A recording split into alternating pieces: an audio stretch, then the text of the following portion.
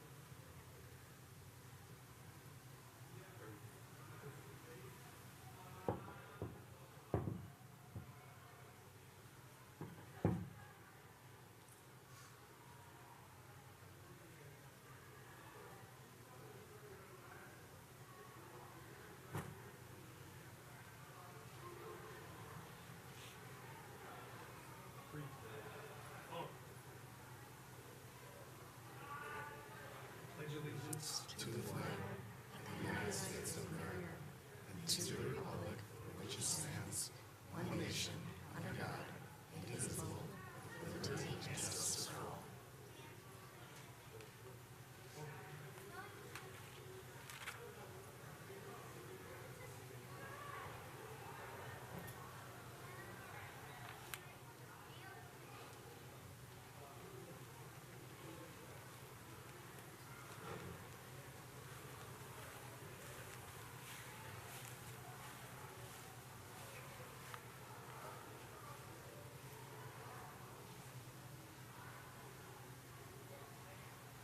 You may be seated.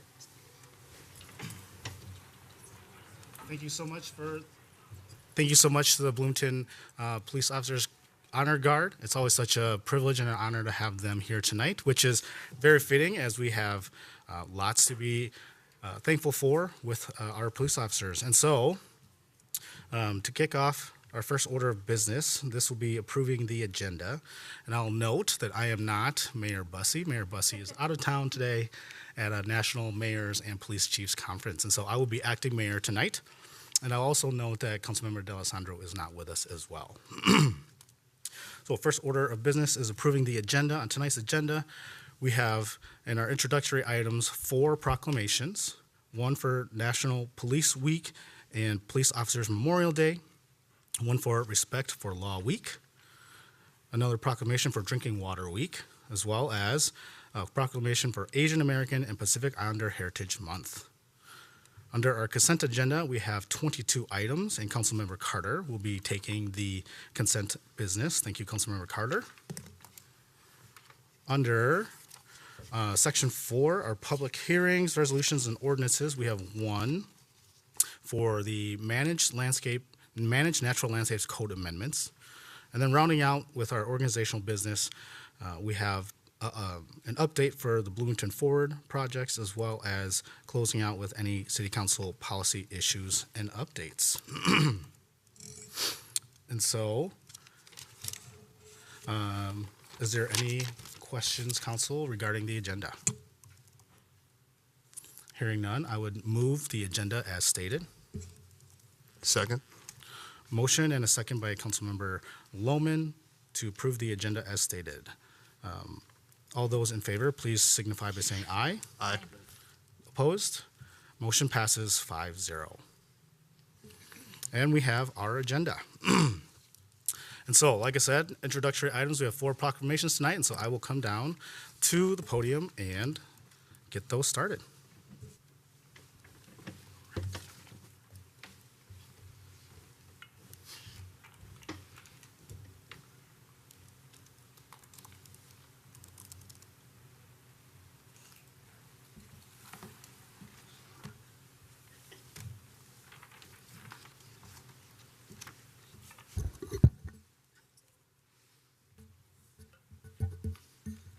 This isn't working?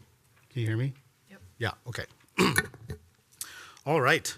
Our first proclamation is for National Police Week and National Peace Officers Memorial Day. And I think this means a lot to Bloomington here. We really appreciate and respect the police officers that we have that serve our city every day. And so it's very fitting on this day to have so many wonderful people here support our police officers and have this proclamation.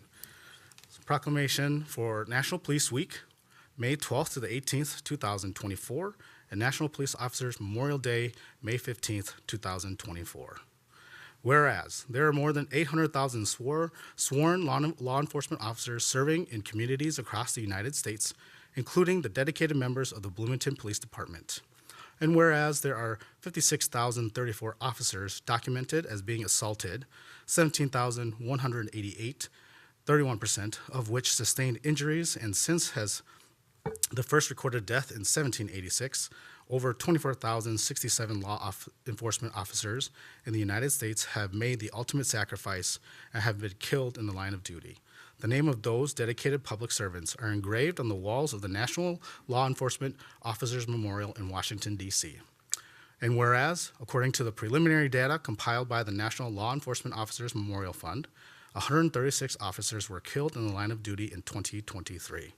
This is a decrease of 49% from the 266 officers killed in the line of duty in 2022. Whereas the service and sacrifice of all officers killed in the line of duty are honored annually during the NLE-OMF Candlelight Vigil, the 36th annual Candlelight Vigil will take place on Monday, May 13th, 2024. And whereas the first recognition of National Police Week and Peace Officers Memorial Day was signed by President Kennedy in 1962. It was resolved by Congress that May 15th be designated Peace Officers Memorial Day to honor all local, state, and federal peace officers who have died or have been disabled in the line of duty, and the week in which it falls be designated as Police Week. And whereas, in honor of Peace Officer Memorial Day on May 15th, the BPD will hold a flag ceremony in honor of the above mentioned at 8 a.m. by the Civic Plaza flagpoles. The ceremony will include a brief speech and playing of taps and the rifle firing of 3 volleys. Additionally, the BPD will join Minnesota Law Enforcement Memorial Association on May 15th to stand guard at the Peace Officer Memorial in St. Paul, followed by the attendance of a remembrance ceremony at 7 p.m. And whereas the BPD invites all to join in on the above offered ceremonies. And so therefore, I, Acting Mayor Saw Mua, do hereby proclaim May 12th to the 18th as National Police Week, and May 15th as Peace Officers Memorial Day in the city of Bloomington, and publicly salute the service of law enforcement officers in our community and in communities across the nation. So I invite Deputy Chief Bitney, if you'd like to say a few words. Yes, thank you. All right. Acting Mayor, Acting City Manager, rest of the council, and everybody here tonight. Just want to say a few words.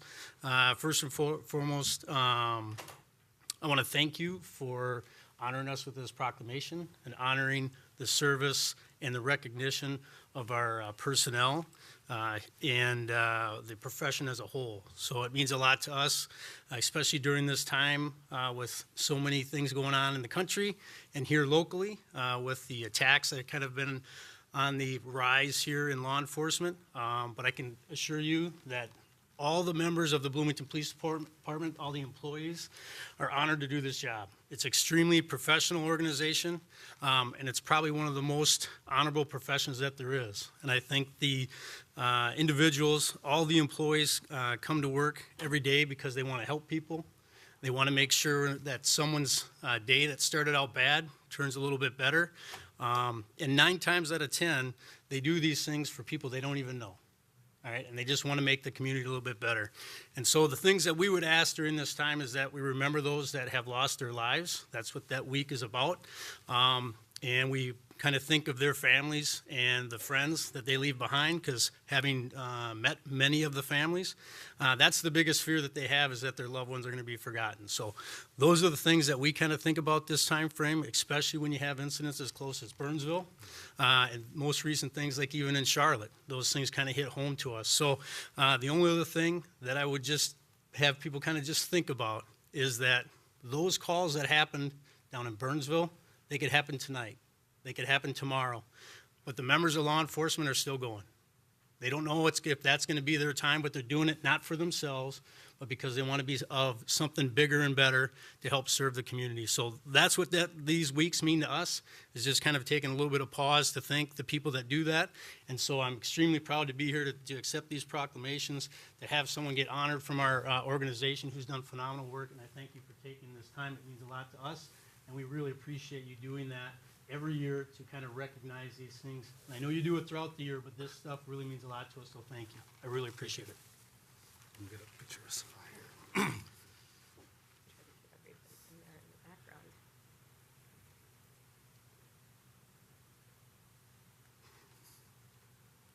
you.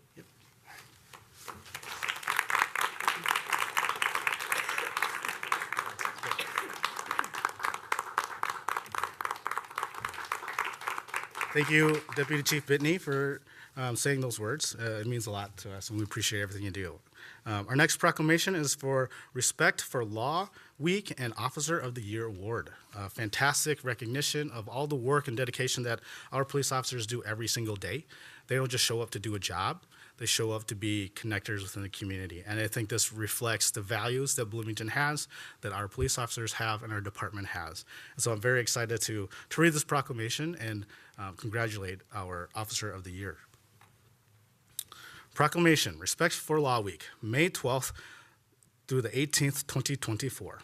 Whereas crime and its effect upon the lives and property of citizens is of utmost concern, and the continued efforts of local government, citizen organizations, and individuals to curb this problem is greatly appreciated. And whereas the problem of crime touch and affect all segments of our city and can undermine and erode the moral and economic strengths of our communities and their citizens if unabated.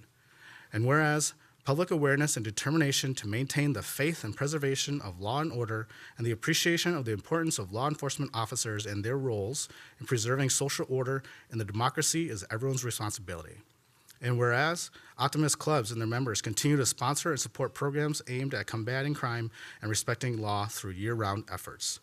And whereas each year the Bloomington Optimist Club presents the Respect for Law Officer of the Year Award to an exemplary Bloomington Police Department officer who speaks to the professionalism and core value of the department, respect, demonstrated through our compassionate and honest service. And whereas the Bloomington Optimist Club is honored to present the 2024 Respect for Law Award to Officer Andy Plant. Officer Plant is a 19-year veteran police officer with the BPD. Officer Plant received high honors for serving with respect, honoring our fallen, and representing those who are serving with pride. He is an ambassador for the law enforcement community and the public. Officer Plant will receive this award and be recognized for his service at an upcoming honorary event. Now, therefore, I, Acting Mayor Saw Mua, do hereby proclaim the week of May 12th through the 18th, 2024 as Respect for Law Week. So I'd like to invite Officer Plant up, as well as, do we have any folks from the Optimist Club here tonight?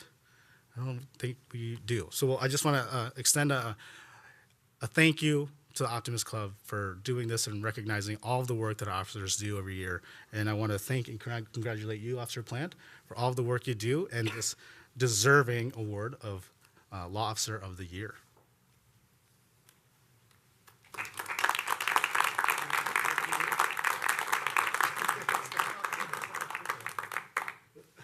I'm gonna have to bend down a little bit. Yeah, I get that a lot. It's nothing but an honor to be not only nominated but selected as the Officer of the Year. I never thought that would happen, but going back 19 years, it didn't seem too long ago where I was getting trained in by this guy right over here in a squad car, maybe getting yelled at, or actually he didn't yell, he just talked very sternly. But it is an honor to give service to this community. It's a great community to work for, and I feel nothing but pride. Thank you.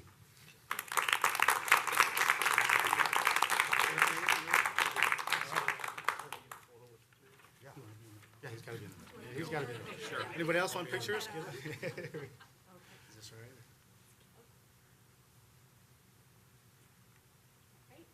Thank you. Thank you. Thank you so much. Appreciate it.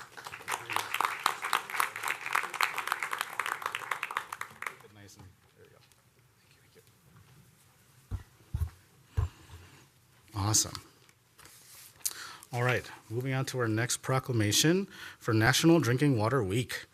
And I think we talk a lot about our water here in Bloomington, and rightfully so, because of the work that our staff does every day to ensure that when we're at home and we turn on our faucets, our water turns on and it's clean and clear and healthy to drink.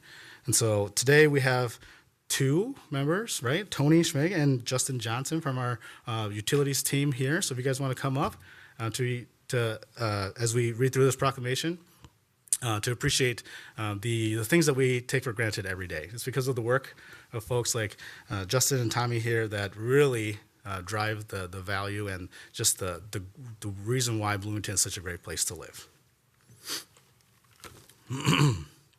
Proclamation, Drinking Water Week, May 5th through the 11th, 2024.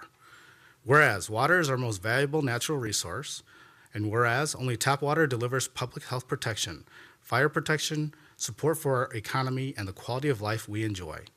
And whereas any measure of a successful society, low mortality rates, economic growth, and diversity, productivity, and public safety are in some way related to access to safe water. And whereas we are all stewards of the water infrastructure upon which future generations depend. And whereas each citizen of our community is called upon to help protect our resource waters from pollution, to practice water conservation, and to get involved in local water issues by getting to know their water. Therefore, I, Acting Mayor Saw Mua, do hereby proclaim May 5th through the 11th, 2024 as Drinking Water Week in the city of Bloomington, and I urge all citizens to continue their efforts to protect our most natural resource. So, again, I just want to thank all of our staff within utilities and our public works for all of the great work that we do. And I'll hand it over if you guys want to say a couple words. You ready? Yeah, we just like to thank everybody for the recognition, the water. Hopefully it tastes good. Well, thank you guys so much. Here, we'll do this and we'll get a little picture.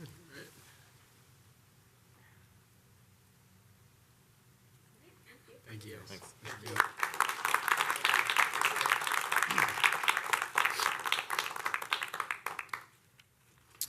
And our final proclamation for the evening, Asian American and Pacific Islander Heritage Month. And I think tonight we have a few members of the community as well as our Asian American and Pacific Islander resource group here. We have Isabel Carter, Jamie Kalakurumava, as well as Mary Lee and Adrian Ung. If you guys would like to come up here and join me, that'd be fantastic. I think this is of obviously a great importance to me as an American of Hmong descent here. It means a lot for me to have the city acknowledge and appreciate the cultural additions that people from all over the world have within Bloomington to make our community a vibrant and thriving place where people want to live, work, and play.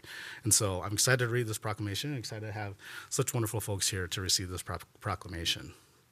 So, proclamation for Asian American and Pacific Islander Heritage Month, May 1st to the 31st, 2024.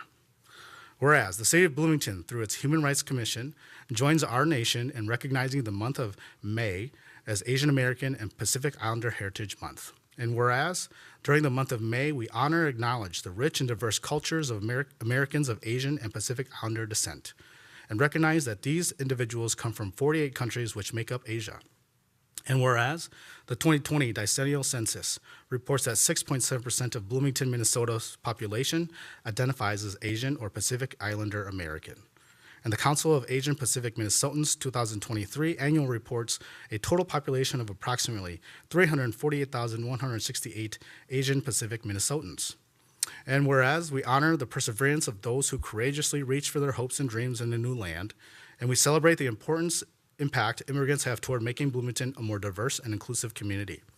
And whereas the Asian American and Pacific Islander communities constitute a vital dimension of Bloomington's diverse ethnic and social fabric whose languages, cultures, and religious beliefs have enriched communities in all parts of the state. And whereas the city of Bloomington is home to a diverse group of Asian American Pacific Islanders, including Japanese, Korean, Vietnamese, Cambodian, Chinese, Taiwanese, Laotian, Tibetan, Filipino, Hmong, and Indian. And whereas we embrace the variety of their experiences, from the recent immigrant who brings fresh global perspectives To the Chinese American adoptee who was born into a complex duality. To the child of mixed races who struggles with their identity, their stories have all impacted our community. And whereas, considering the increasing anti-Asian hate crimes and xenophobia against Asian American and Pacific Islander community, Bloomington denounces these crimes and will continue to address the needs and concerns of our valued residents. And whereas, Bloomington will continue to create spaces for our community members to come together and share experiences and tell stories so that we create the best opportunities to ignite curiosity and connections. Now therefore, be it resolved that I, Acting Mayor Sa Mua, the Mayor of Bloomington, Minnesota, do hereby proclaim the month of May 24th as Asian American and Pacific Islander Heritage Month in the city of Bloomington. So thank you everyone again for being here. I'll open it up if anyone wants to say a few words. Good evening, Actor Mayor Mua and City Council members and my fellow Bloomington residents. My name is Isabel Carter. I go by Izzy, and I'm a parent of 2 young biracial kids. I've been a resident of Bloomington since 2020, and I'm so honored to get to accept this proclamation with these great people here. I would like to share a few of my personal experiences as a Chinese American adoptee. My earliest experience with racism was when I was in kindergarten. I was in the hallway with a friend, and we were playing hand-clapping games and telling jokes, and she said, "Me Chinese, me play joke, me go pee-pee in your Coke." I didn't get the joke, and I still don't get it now. I could tell that it was supposed to be funny because she was laughing and she was my friend. So I laughed along with her, and then I went home and told my parents. When I was in 8th grade, a boy called me a racial slur for Chinese people. My friends in shock told him, "You can't say that." Then they looked at me and said, "I can't believe he said that to you." No one had told me what racial slurs people might call me, so I didn't know what the word meant or why I should be offended. I didn't know how to feel, but I was hurt and confused. How did my white friends know this and I didn't? When I was a freshman in high school, I was on a public bus on my way home from school when a man got on and immediately pointed at me and said, "You Bruce Lee, Jackie Chan expletives." He proceeded to walk towards me, stumbling, and then swung his fist at me. The strangers on the bus protected me, supported me, and sat with me while I cried. When I was a sophomore, a student in my algebra class asked me, "Hey, can you tutor me in Chinese?" When I said, "I don't speak Chinese," he said, "But you're Chinese, aren't you?" I disappoint every person who's ever asked me if I speak Chinese, which is a lot of people, when I say that I don't. A fellow classmate who overheard this exchange reached out, and I felt seen and supported. Every summer since I was adopted, my family has vacationed at a resort up north. I only have fond memories, except for this one time when a group of young adolescent girls giggled and came up to me and my younger sister, who was adopted from a different orphanage in China, and said, "Konnichiwa," as they looked at each other and giggled. Up until then, I never felt like I didn't belong there. I was really upset and I cried and told my parents.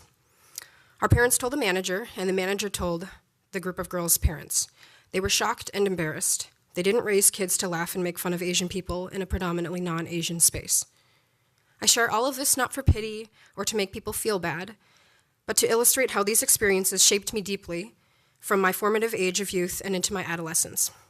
I am a Chinese American adoptee who doesn't speak Chinese or culturally subscribe to any of the Chinese culture because I've only known living with white parents and white extended family and was raised in Minneapolis, Minnesota with their culture, language, and values from the young age of 8 months old. Through each of these experiences, I had supportive people around me that I felt comfortable and safe with, who I knew would help me understand and feel the frustration and pain with me. I stand with the city in hopes that we can all be people who denounce racism and foster a supportive community for all residents of Bloomington.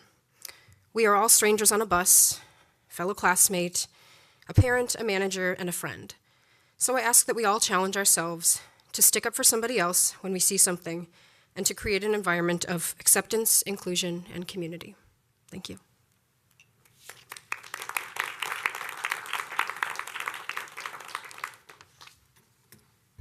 Thanks, Susie. Thank you, Acting Mayor Mua, City Council, and City staff for this proclamation. My name is Jamie. I'm a Bloomington resident, an author, and an artist. I work as a creative placemaking program officer for Twin Cities LISC, and I also serve on our city's Creative Placemaking Commission. So some of you might be wondering, why is she up there? She doesn't look as Asian as those other Asians up there. So I'm just here as to rep the Desi's and just be our little geographic reminder that when we celebrate API Heritage Month, the broad term we use for Asian includes India, Pakistan, Bangladesh, Sri Lanka, where my family's from, and the many other countries that were referenced in our proclamation.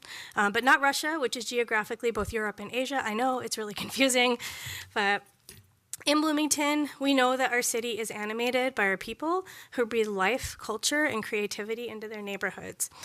People ask what creative placemaking is. We have a Department of Creative Placemaking, and it can sound really jargony, but I think at its essence, it's very simple.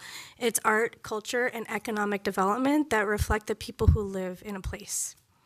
In Bloomington, we have great goals around equity, diversity, and inclusion, an aim to improve the quality of life for residents, and to cultivate Bloomington as a place people want to be. For the AAPI community, you should know that those ethnic groups I referenced, the refugee community, the immigrant community, descendants of those many countries, we vary wildly.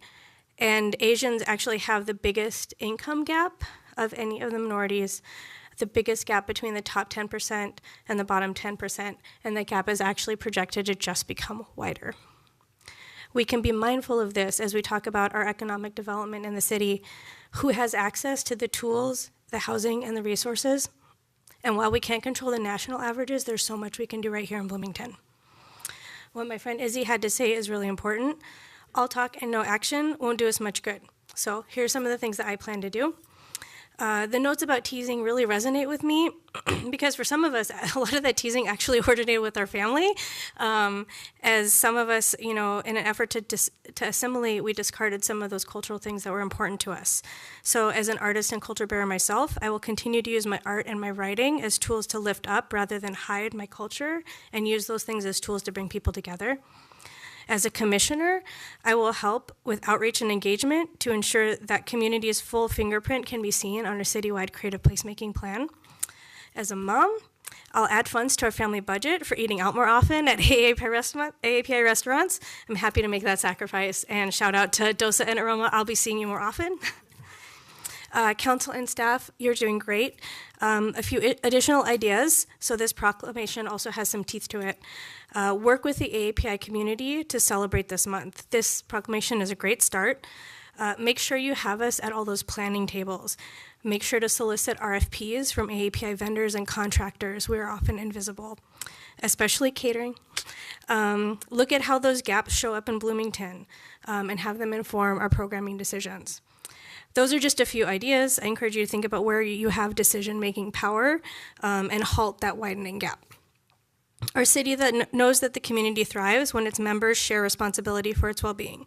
This proclamation and our dedication to the API community of Bloomington will help us as we celebrate and carry the work forward. Thank you.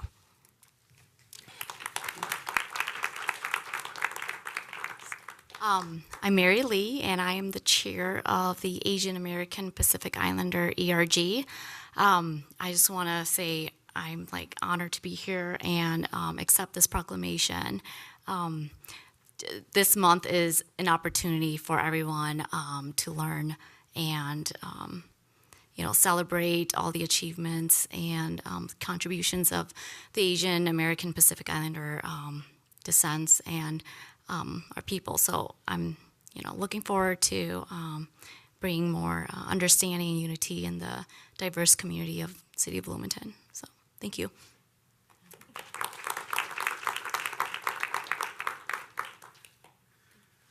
Okay, thank you everyone for sharing your stories and everything with us tonight. It really means a lot. I've said this many times to anyone who will listen. We all come from different places, but the one thing we have together is a shared future right here in Bloomington. And so the more that we can learn about each other, understand each other, become accustomed to our friends and neighbors, the more we can grow together and make sure Bloomington continues to be the wonderful place that it is. And so with that, I will hand this over to you. That's it. We'll get a picture.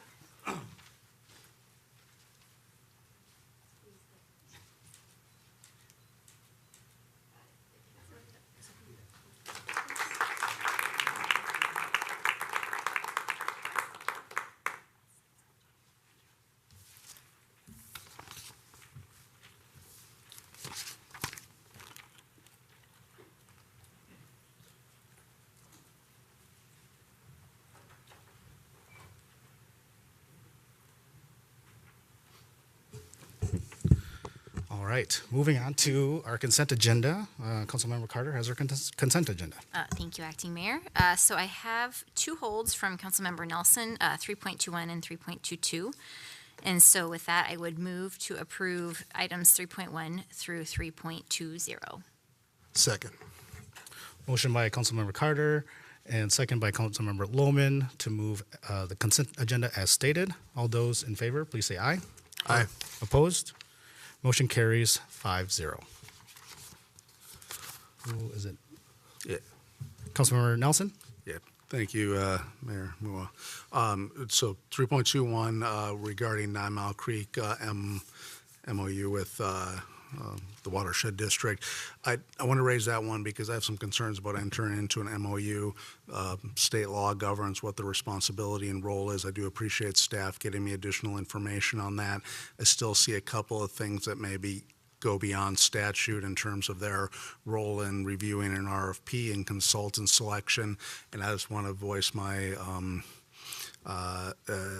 objection to them getting more of a role than they have by statute within this process in Bloomington, partially because this is not necessarily 9 Mile Creek, but other watershed districts. You know, I saw at Sunrise Park when we did an improvement there, they added $20,000 approximately, that's off the top of my head, to the costs of that.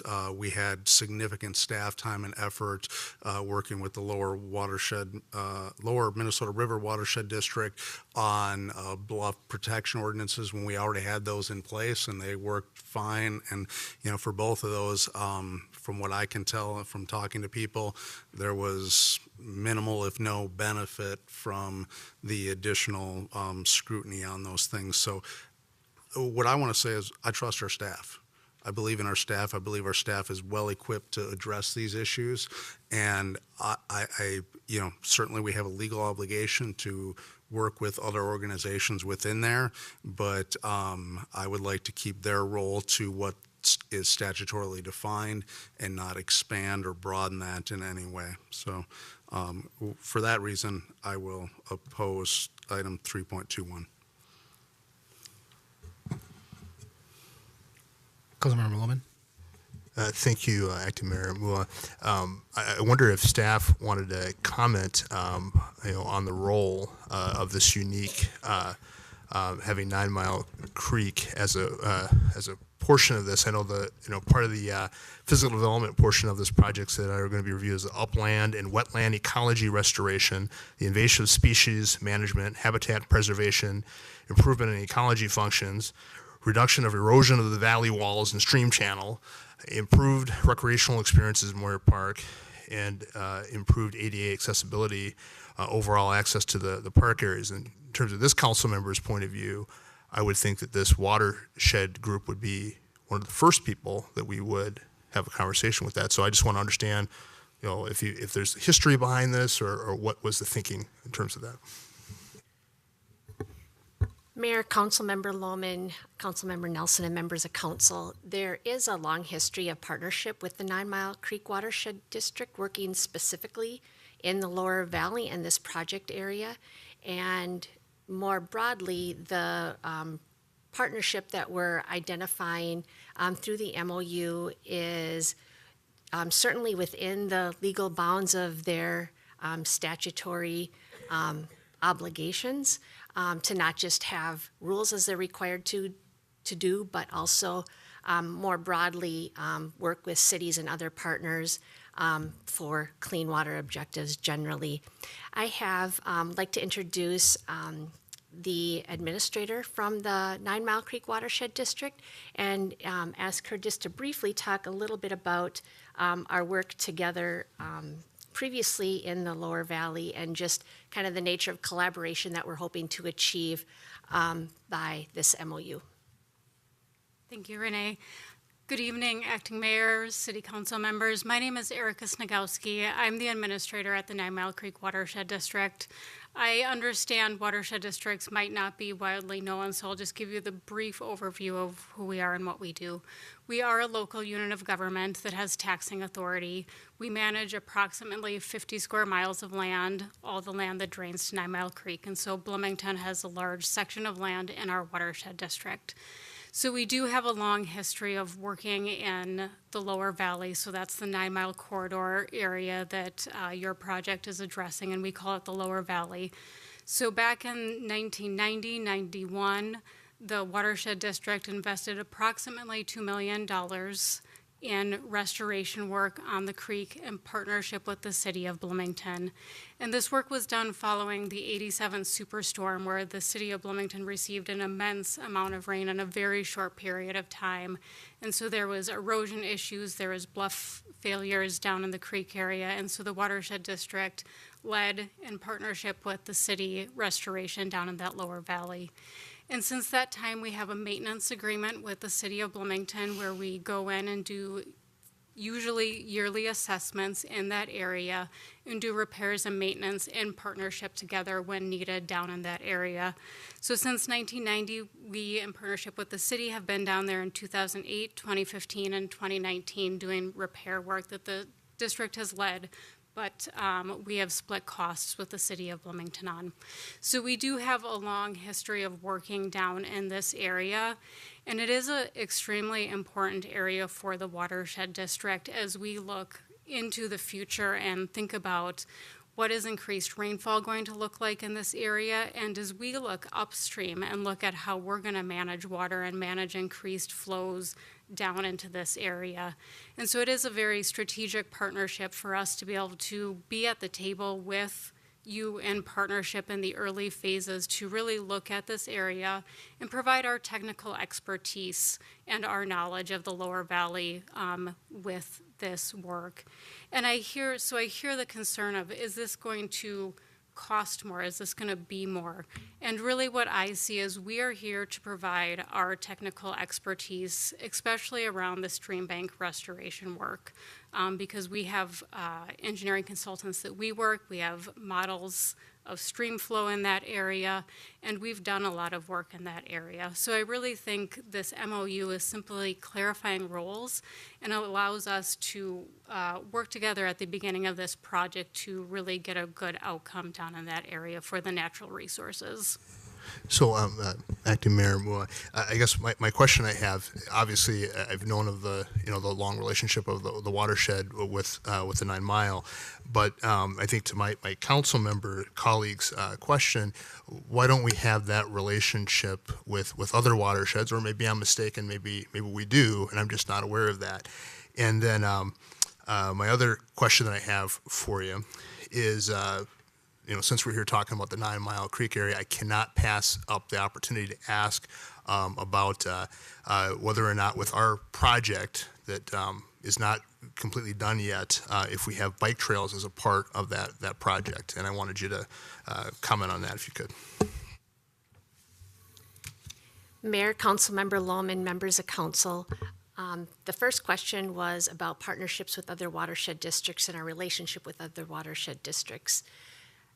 To my knowledge, the other watershed districts largely play predominantly a regulatory role. Our staff does work in partnership with them on water quality projects. I think there's another agenda item on consent tonight with the 9 Mile Creek. Those are by project specific. Partnerships are typically the nature of how we work together on clean water, how cities and watershed districts generally work outside the regulatory framework. The second question was about trails. Was that your second question? Specifically about bike trails. Bike trails. Yeah. Bike trails, trail improvements generally are one of the items being explored as part of this project. We haven't determined yet if a bike trail is feasible through the lower valley, if a bike connection to the Minnesota River somehow is feasible at all through this project.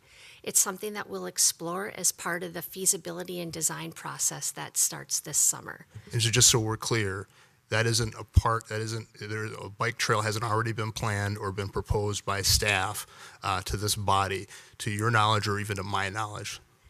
A bike trail is not proposed as part of this project. It is not part of this MOU. The MOU simply clarifies the general categories of work of natural resources, park improvements, and trail improvements that we'll explore and develop together with you all in the community.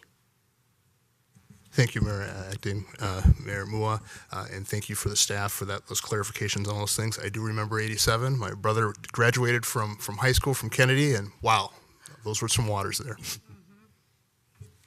Councilmember Nelson. Yeah, thank you, Mayor. Just two quick questions. The expertise that is being brought forth by the 9 Mile, is that expertise that the city does not have? Mayor, Councilmember Nelson, members of council, there is the specialized expertise specifically is some modeling that the watershed district's engineers have that the city could have access to, but's most efficiently understood and shared by the engineers that work for the watershed district. Okay. And then for that modeling and engineering, and there was some mention maybe elder consultants, but maybe I missed that. Is there any cost to the city of Bloomington for that? There's not a cost calculated as part of the MOU. Staff sees this really as gaining efficiencies for the expertise and engineering services that the watershed district will bring to the table.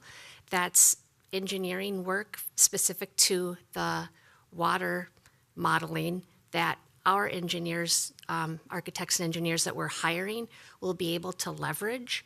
So staff sees this as value add, in addition to having the technical expertise in many ways similar to city staff, but through the eyes of their regulatory framework too, helping guide design development along the way so that we're aligning in with local and state rules in that regard, and that will gain efficiencies down the road as well. Council, any other questions? If not, I'd look for a motion. I'd be happy to make that motion, Acting Mayor Mua. I'll move to authorize the mayor and city manager to execute a memorandum of understanding together with any amendments or modifications thereto with 9 Mile Creek Watershed District related to goals, responsibilities, and expectations for the design and execution of the 9 Mile Creek Corridor Renewal Project. Second. Motion by Councilmember Lohman and second by Councilmember Carter. No additional discussion. All those in favor, please signify by saying aye. Aye. Opposed? Motion carries 5-0. Thank you. Then 3.2, correct? 3.22? Yeah, thank you, Mayor Mua. I just had a quick question. I was wondering if we might be able to hold this until next week. I don't want to put Acting City Manager Elizabeth Tolzman in an awkward position in her third week back here. But I do know that this is a property that we receive consistent feedback. It's probably, unfortunately, a business that receives undue scrutiny over time, but it is also a property that literally there are legitimate parking issues at, and this is a parking thing, and I would ask that we maybe hold this until next week when we have the city manager, or next meeting, I don't know if that's next week, 2 weeks, to be able to address some of those concerns more directly. Ms. Manderscheid. Mayor, members, the agreement expires on May 17th of this year. I know that the staff have been working with the property owner on the terms and have worked through a variety of different options and have arrived at this particular proposal that's before you tonight. I also know that I believe Park and Rec Director is here, and perhaps some other staff from Park and Rec that might be able to answer some specific questions. Appreciate your concerns, and I think perhaps some staff can address them tonight.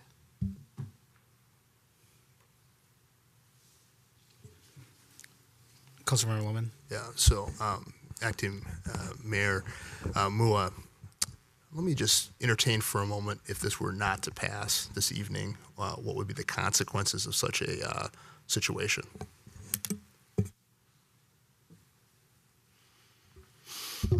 Ms. Manderscheid.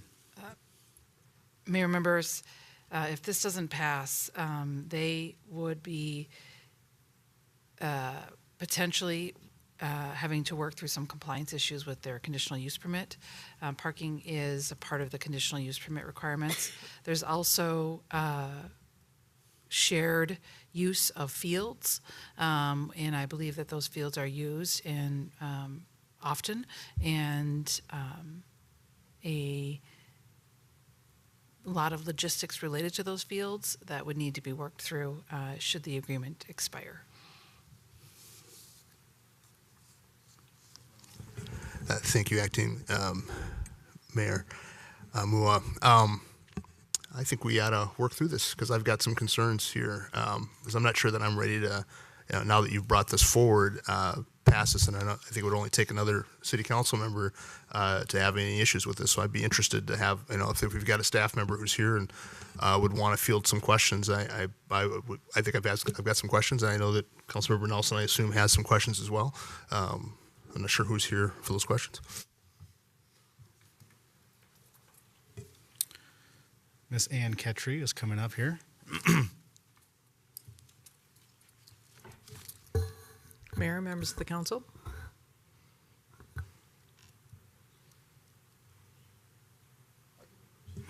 Councilmember Lohman. All right, I'd be happy to go first. So, we have a shared use agreement, and we've had, and I want to be careful. We've had, a resident coming up and asking lots of questions about how that parking process operates and works.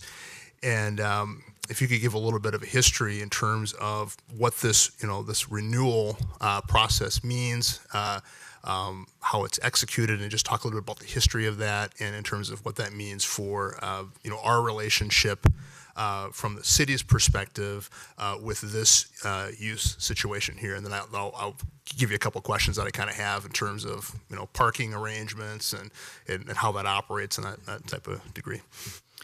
Mayor, Councilmember Lohman, honestly, I'm not sure that I have much to add besides what our city attorney mentioned this evening. We have shared agreements for parking. The city residents are able to use the parking lot, and the facility is able to use our shared parking. We also have agreements so that the city is able to use a multi-purpose athletic field, their basketball courts, and their tennis courts. So it's an agreement that goes both ways. We're able to use their facilities, they're able to use our facilities. And I know the last time I saw this, we had made some adjustments, and I don't. It's just a shame because we don't have all that detail here in the packet, and so I'm going off my memory. So, and I've learned with this property, I want to be careful about going off of my memory. So, and I understand you may not want to do that either. So, Councilmember Carter. Thank you, Acting Mayor. I understand the questions because we do have a resident who comes every listening session and raises concerns, but I also don't think that that should be the reason why we add additional scrutiny to a property. This isn't about their parking. This is a shared use agreement. Like we're not approving changes to parking. If we have concerns about parking and we want staff to revisit their parking plan, then I think that's what we should ask for. I don't think we should make an agenda item that's not about their parking, about that. Do you know what I mean? Like, are we really not going to move a shared use agreement forward because we have concerns about their parking lot? So that's what I would say. Councilmember Rivas and then Councilmember Nelson. So, Councilmember Nelson. Thank you, Mayor Mua. I have no problem with the shared use with regards to the park spaces. It has explicitly to do with the parking, which is the matter. Part of the matter before us is that they are asking about parking, and I completely agree. We have one resident, and I mean, let's be blunt. Some of the things that get brought up are, in my mind, nonsensical. That kids use a playground, that snow melts. These are not like legitimate issues that rise to any level of concern, but are brought forward to us as a council. But we clearly see examples of where parking is challenged in that area, and this approves a shared parking agreement, and it does address parking. And as much as I disagree with that resident on so many things, I can't just overlook that. And we have no other reasonable tool to have that conversation.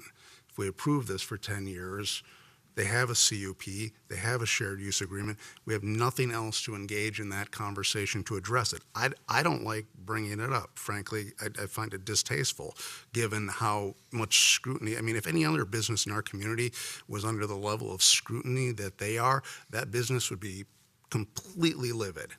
And I hear from small business owners about, their complaints about how the city goes after them, and this one business gets this level of scrutiny. I completely agree with you. It's completely unfair. But that doesn't make this parking issue not true. And that is my concern. And that is what I'd like to do. And that is why I asked just to hold it, because I know the city manager probably has more information about it. For a week, gives us a little bit more time to process it. And I did not realize the timeline or the time frame on it, that may cause conflicts. I want to find a workable agreement. I'm not trying to do anything to derail something here. I just want to find a solution for the parking issue, and/or to just say, that is the situation. People are going to park on the street there. And that is what it is. Councilmember Rivas. I don't have much to add. Again, my concern is only about the parking space. And I also have a couple other questions, but most of them have been asked by my fellow council members. The one question I do have is, do we have any other properties that have the same share agreements that this property has in the city? I mean, it's I don't want to bring again perhaps the same city's resident. I'm not aware that we have the same resident speaking to us, but it could be. But my question is just the parking space. And do we have any other properties that have share agreements with the city? That's all I have.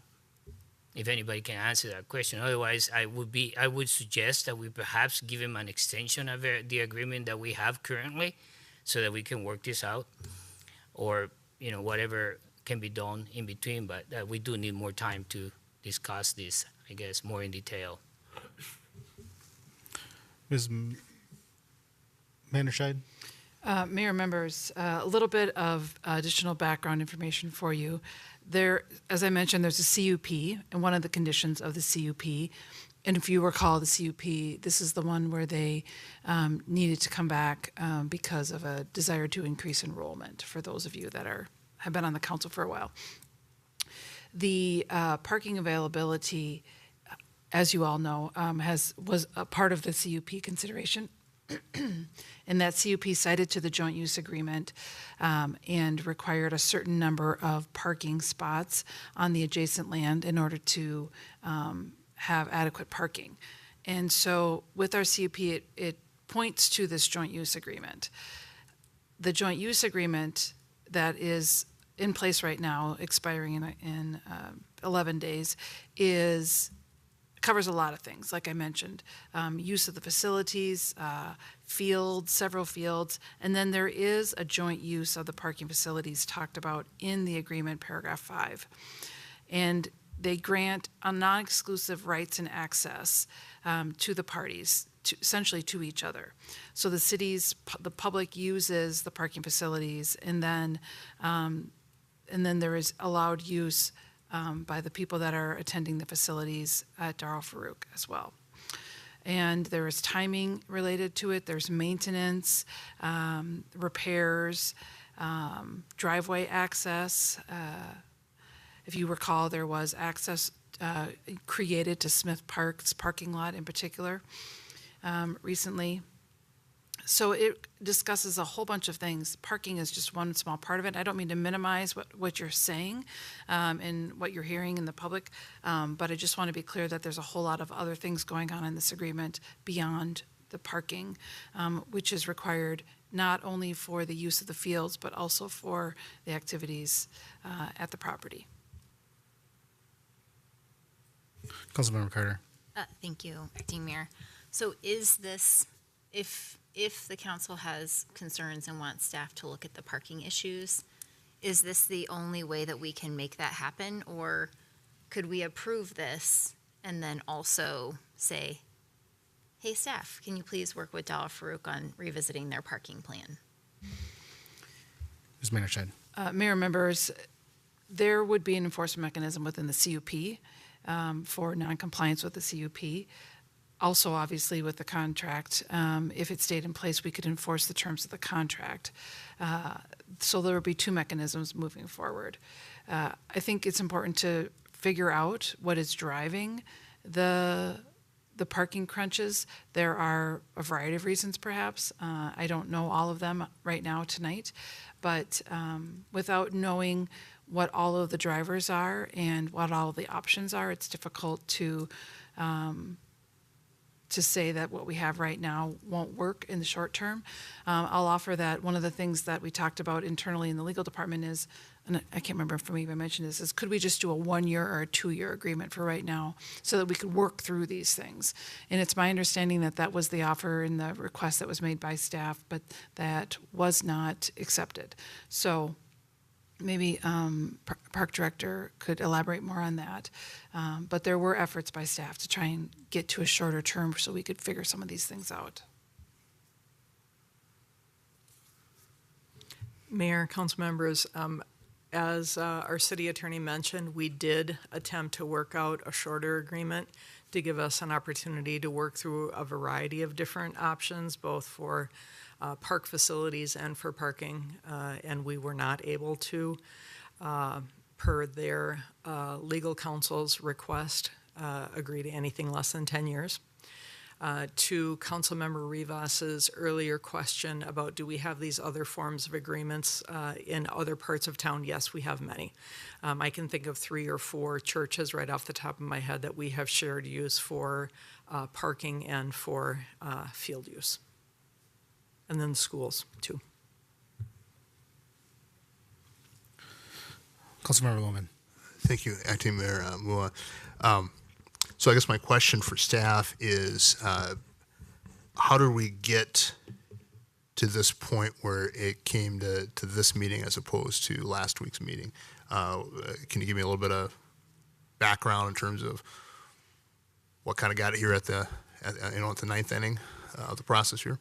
Councilmember Lone, members of the council, Mayor, to be honest, we have been attempting to reach out to legal counsel from their side for quite some time, and it was just recently that we received a response. All right, thank you. I got to tell you, Acting Mayor Mua, I don't feel good about this. I think I don't know.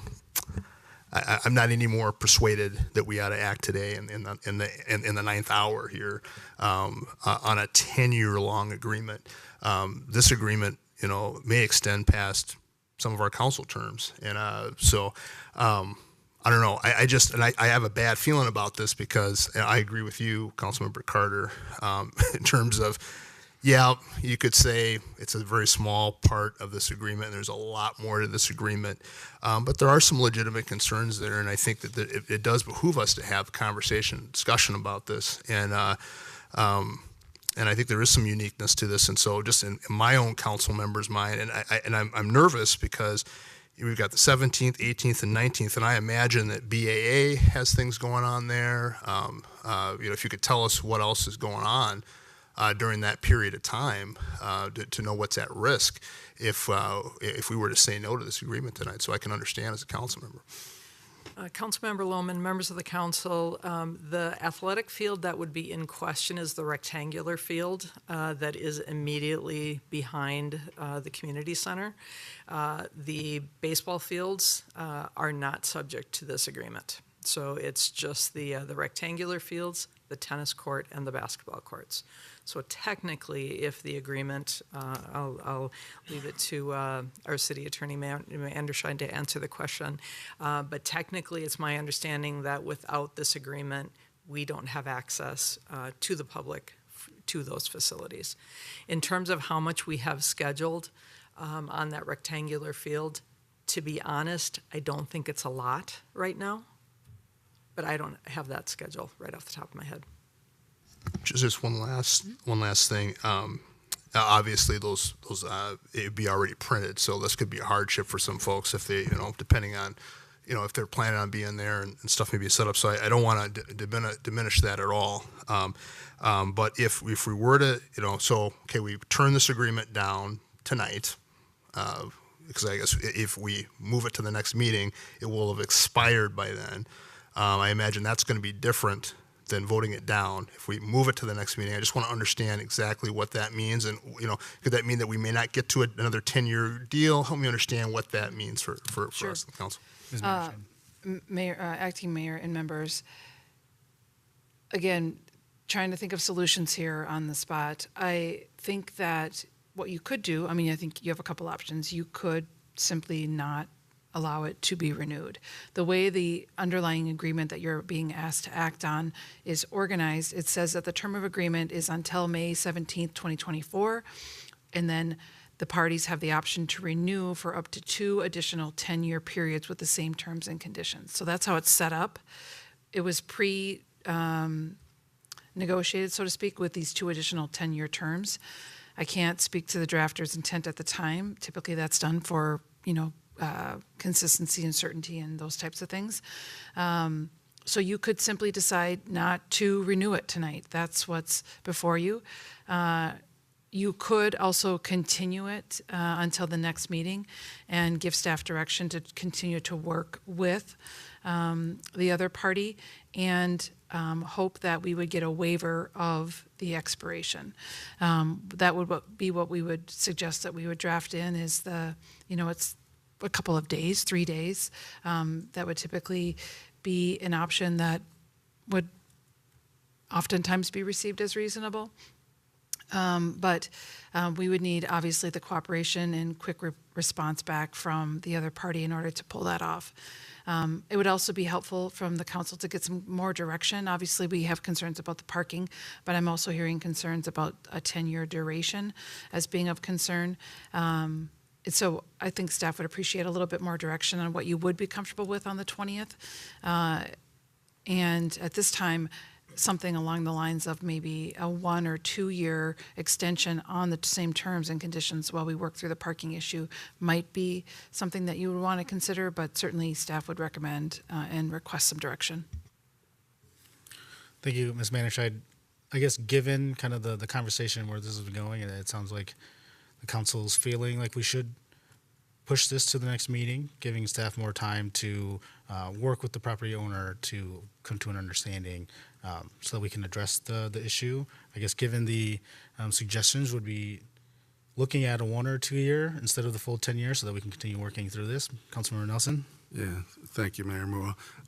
I would suggest maybe just at this point, the motion says to authorize the mayor and city manager execute agreement. Could we authorize them to execute a 3 to 6 month, give staff a little bit more time than just the next meeting to come back and so we can have more full conversation with them. We can talk with the attorneys representing the property. And I'd just like to get this resolved. I could deal with a 1 year. I could live with that. I'd prefer to get it dealt with as soon as possible. And frankly, I'm disappointed that and I'm happy with staff. I appreciate your work on this. I'm disappointed that, that the attorneys for the party took so long to answer and respond back to this. So I'd like to keep that window as short as possible. But I think we could authorize that if the city attorney agrees that we just change the motion and authorize it for a short period of time. And if they want to accept it, they accept it. If they adamantly don't, they don't. And we deal with that situation, Councilmember Carter? So I guess I'm just trying to understand, like, what it is that we're asking, like, what is it that we're asking staff to do? Like, do we want them to do a parking study? Like, do we want, you know what I mean? Like, I see the connection to this shared use agreement, absolutely. But I don't think having staff come back and talk more about the shared use agreement is really getting to the issue that we're talking about, which is the parking. And so I mean, maybe, I don't know if this would be an option, but maybe it's that we continue, or that we continue the agreement for 1 year or 2 years, 10 years, whatever it is, but that we also have, that part of that is a requirement that we do a parking study or something like that, like, so that we can get to the root of the problem versus delaying this, which may not get us to that. Councilmember Nelson. Yeah. Thank you, Mayor Moore. From my perspective, yes, the parking would be the thing that I want to take a look at. Two, I'd like to take a look at, if I recall correctly, and I may not be recalling correctly, there was proof of parking. And so what is the standard of, where is the status of that, and why is that not being added as opposed to utilizing a parking, not the parking, and other things? What are all those things on the table in order to address this issue, or at least to minimize the impacts? I mean, let's be realistic about the parking issue that is there. People are going there to pray on Fridays, to pray. I mean, that's what they're doing. That's when the biggest traffic impact is. And I mean, ultimately, if someone has a problem with that, I'm hard pressed to push back too hard on that. I just want to make sure we explore all the options we can to minimize the negative impact on the neighborhood. The parking there is a lot. We all know it, and sometimes it is unfortunately not as respectful of the neighborhood as it could be. Parking in front of driveways and things like that. That happens. So I think we need to put all those things on the table, and I think this is the opportunity to do that. So I agree with Councilmember Carter, though. If we have a extension and give staff clear direction on what we want, I think that makes the most sense. If we shorten the duration and say, let's figure this parking out, and then when we're done with that, we're done. You know, it has been figured out to the best possible extent for the neighborhood, because the reality is this location, it has the right to exist. It has the right to exist there. That decision has already been made. And so let's just take a look at what we can reasonably do. And I'd hope not to make a major mess of the short term. Councilmember Rivas. Yeah, just find a resolution to the parking. That's the thing. I mean, everything else, as Councilmember Nelson stated, the decision to allow the location to exist is there, and it's been there for a long time. However, if anybody, including the city staff, which, as you all know, you work extremely hard to get things done. If you happen to drive there on a Friday evening, and in regards to that, I do have a question. How many people are allowed to be in that building at one particular time? The numbers that you can think about when you see the amount of parking that happens on the streets, it's hard to believe that they're following fire guidelines, fire regulation guidelines and stuff like that. So there's always a detriment side to the whole thing, that in the event of a fire, there could be a lot more trouble than expected because of the amount of people in the building at one time. So those are the things that some of the people are concerned about, some of the residents, and also the fact that sometimes their driveways are almost covered by the people parking there without any regard to the people that live in the area. So the parking resolution is very important for this to move on. We have to find a resolution to that, and that's the main thing, nothing else. Thank you. So then, Ms. Manished, I'd look to you to help us craft a motion to get this thing moving. Acting before we do that, I just want to raise a couple of questions here, just to be sure we're clear. I know with this particular case, we have had the conversation about RLUIPA, and I want to just be sure that the request with regard to this specific issue is clear with respect to that. Hopefully you understand what I'm asking. Mayor, acting mayor, pro tem, or is that double, acting mayor, acting mayor members, we obviously keep RLUIPA front of mind in all cases, and we would treat this land use similar to other congregate uses. As the Park and Rec director mentioned, there are many other shared facility sites in the community, and we treat them similarly, and we would do that here as well.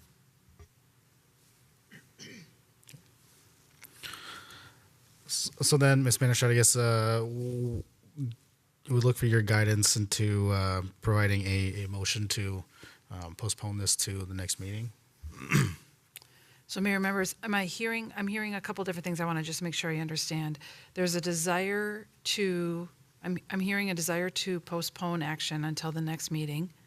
And then I'm also hearing a desire to potentially authorize the execution of an agreement very similar to what we have with an amendment to the term to provide a short-term duration amendment instead of the 10-year instead. So I'm not sure exactly what direction you're interested in moving tonight.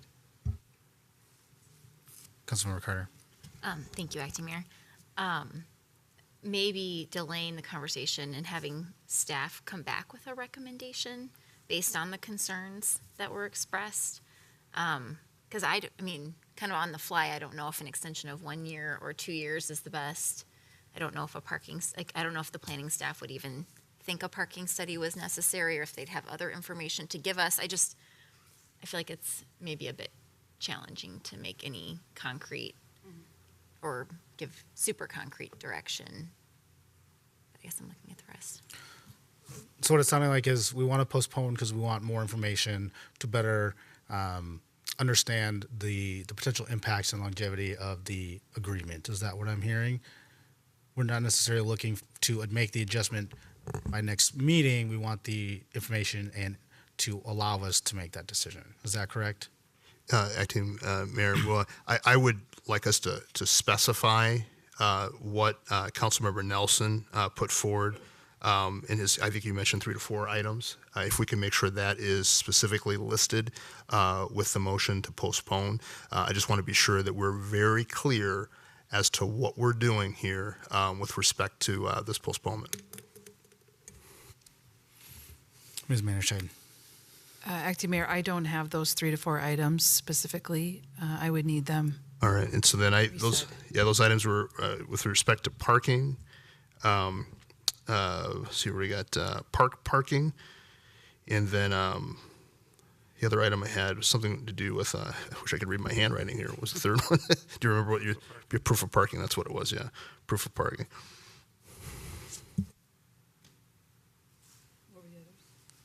The parking and then proof of parking. And was that? And then there's parking. I heard also Councilmember Rivas mention something about the use of the property as well, if you want to include that in there. But that wasn't one of the 3 that Nelson mentioned. Got it? All right. Let me just double check the date. What's our next meeting? 20th. May 20th? Mayor members, what I'm hearing you ask for is to continue item 3.22 to date certain council meeting of May 20th, 2024, and ask and direct staff to work with the property owner at 8201 to create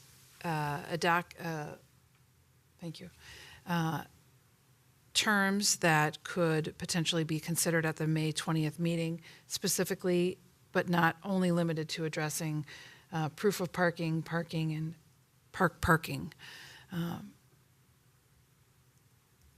and considering a different renewal term, I also heard. Roughly accurate? Accurate?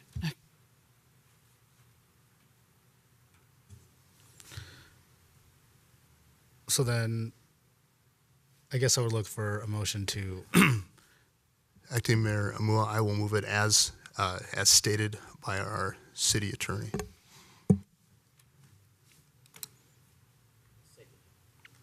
motion by Councilmember Loman, second by Councilmember Rivas. All those in favor, please signify by saying aye. Aye. Opposed? No.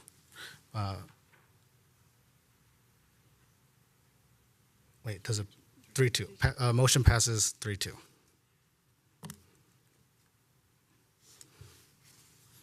With Jenna Carter, With Councilmember Carter and Acting Mayor Mua in opposition. There we go.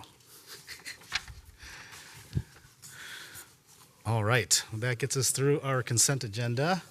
Moving on to our public hearing for Managed Natural Landscapes Code and Amendments.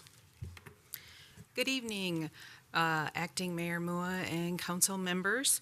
My name is Lynn Moore. I'm the manager of the Environmental Health Division, and I'll be presenting some information on this proposed code amendment for natural managed landscapes. I have a slide set for you.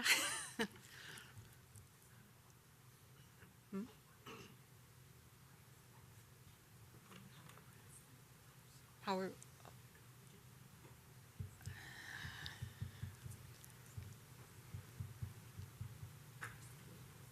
okay. We're going to pull that up here shortly. So as part of the overview tonight, we're going to talk about the new statute, Minnesota statute 412.925. We're going to talk about definitions that were brought into our proposed amendments, the standards, and then we're going to, there was a Sustainability Commission recommendation and some public input. So as far as the statute, so Minnesota Statute 412.925 took effect on August 1st of 2023. It requires that all cities allow managed natural landscapes on single-family residentially used properties. It also limits weed and grass height on all properties not part of a managed natural landscape to be 8 inches, which is also consistent with our current code requirements. The statutory definition of a managed natural landscape is a planned, intentional, and maintained planting of native or non-native grasses, flowers, forbs, ferns, shrubs, or trees, including but not limited to rain gardens, meadow vegetation, and ornamental plants. This is the key part of the definition. Managed natural landscapes do not include turf grass lawns left unattended for the purpose of returning to a natural state. A large part of our code amendments are definition updates. So we are bringing forward 5 definitions from the new statutes, including managed natural landscapes, meadow vegetation, ornamental plants, rain gardens, and turf grass lawns. The definition for noxious weeds from statutes also brought directly into our code, along with 3 definitions from other sections of city code that help explain our standards, which include Clearview Triangle area, firewood, and yard waste. Having all of these definitions in one place makes it easier to understand and clearly read the code. So as far as standards go, the proposed amendments also updates requirements to be consistent with the new statute. While our own code already has the limit, thank you. I'm on slide 5. There we go, thank you.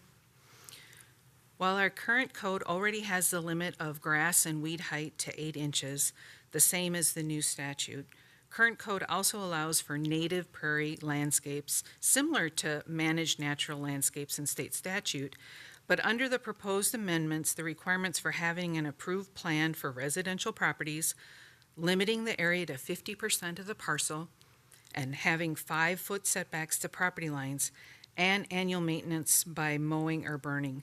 These things would be removed. They would no longer be a requirement on residential properties. The proposed amendments more clearly states that owners and occupants have the duty to maintain the property and the abutting right-of-way areas. It also allows taller than 8 inches during council-declared drought conditions, because that makes sense, and allows managed natural landscapes with a few requirements, including not allowing vegetation to extend over the curbs, into the street, over sidewalks, or into the alleys. It also requires vegetation not exceeding 4 feet in height within 5 foot of sidewalks and roads. That's just for general public safety on the streets. And that vegetation not block the Clearview Triangle areas. And that vegetation not block or obstruct the view from the street of fire hydrants and utility boxes. Next slide. Our current code references the state noxious weed law, but the proposed amendment states clearly how they are a nuisance. It just spells it out much more clearly. Current code covers the abatement of brush or brush piles that are not properly stored firewood, and the proposed language more clearly states that yard waste is included with brush for abatement. So think of lawn bags and stuff that have been around a long time. We could have them removed, as well as brush piles. The 7-day nuisance abatement notice remains the same, as well as the assessment of unpaid abatement service costs.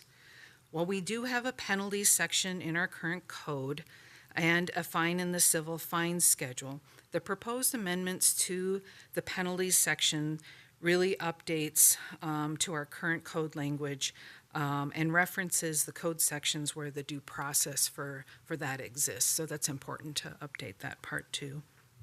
Next slide, please. So the Sustainability Commission reviewed the proposed code amendments at their April 16th meeting and recommended that council approve them in a memo that is enclosed as an attachment to this item. They also have stated that they are committed to creating and providing more educational materials to residents on more of the best practices for a managed natural landscape, whereas the requirements that the new statute provides statewide is in our code. So while encouraging people to take advantage that they can have these things, but to provide them best practices on how to go about doing it is something that the city could provide as an educational resource. The notice for the public hearing before council was advertised on the April 25th, and the city received an email from a resident with comments, which is also included in the agenda. As far as a racial equity impact assessment, staff decided that one was not required because we're adopting a statewide standard that all cities must adhere to, and the requirements and the proposed language are not proposing any policy changes beyond what's already in city code or the new state statute. So with that, I'll take any questions you might have. Council, any questions?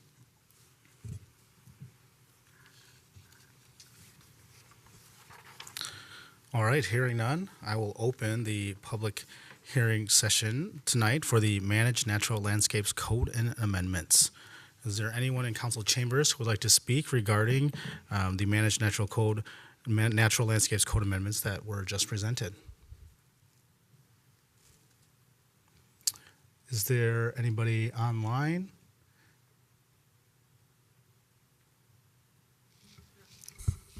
Acting Mayor Mua, there is nobody on the phone right now. No one online. Last call for anyone in the chambers that would like to speak regarding the Managed Natural Landscapes Code Amendments.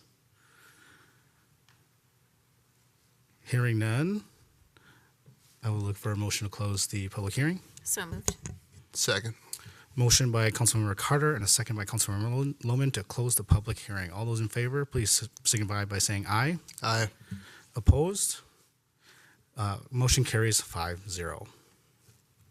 Council, any other questions, discussions regarding the amendment that was just put forth to us? Councilmember Lohman. Just one small comment that I wanted to make. I wanted to just point out the fact that we did have some members who were a part of the Sustainability Commission who worked extremely hard on this particular ordinance that's being put forward. In fact, I know he's right out there in the audience, and I want to thank Andy for his work on this. I know there's some other other commissioners who also worked on the project, and that's all I wanted to put forward. Thank you, Councilmember Lohman. Any other comments, questions? If not, I would look for a motion, Council. Councilmember Carter. I would move to adopt an ordinance updating standards for consistency with a newly adopted Minnesota statute for managed natural landscapes and miscellaneous updates for clarity, thereby amending Chapter 10 of the City Code.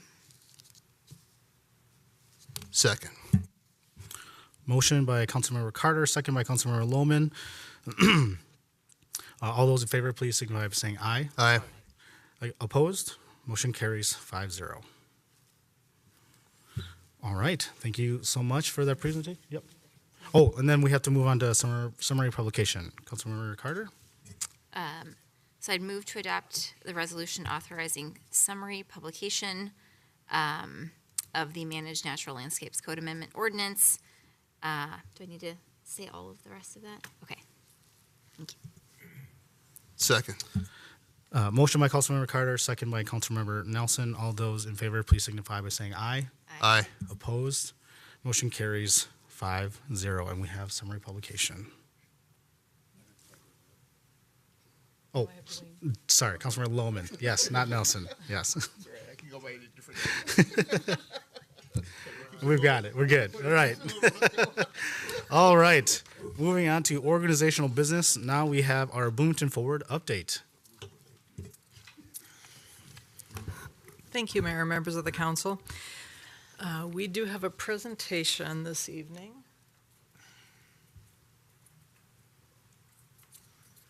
Thank you very much.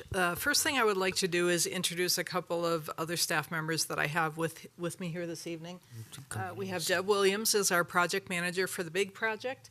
Dave Hansen is here working on the 9 Mile project. And Bob Simons is our project manager for the 9 Mile project.